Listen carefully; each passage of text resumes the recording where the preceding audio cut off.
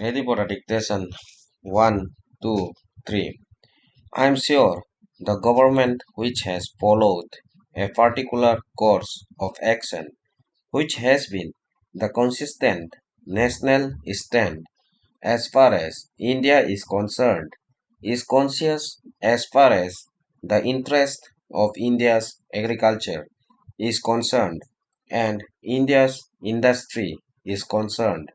The agricultural negotiations have not proceeded significantly in the past 5 years.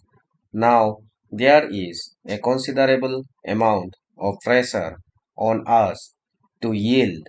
The Indian position, in short, has been that unless our agricultural farmer is really a sustenance farmer, he cannot compete with the subsidized farming as far as the United States is concerned, the European Union is concerned, and the other subsidizing nations are concerned.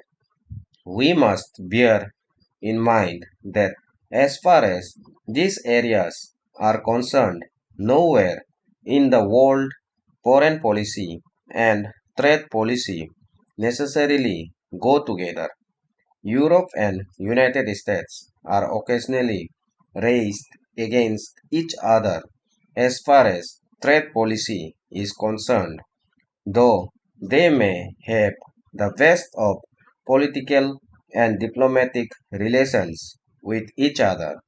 Because ours is a sustenance farmer, he cannot compete this huge amount of subsidies that the developed countries give, which must come down. The government of India in the last 5 years has pursued this stand and pursued it vigorously. India is being blamed by the developed countries for not allowing the deal to go through. On the contrary, we are being told that you reduce your tariffs so that the subsidized agriculture can come and invade the Indian market. Even if it did not invade the Indian market, it will at least prevent our surplus from going into the global market, compelling our agricultural produce to be dumped in our own market and depress our prices. So, those subsidies really are a death knell as far as the Indian farmer is concerned.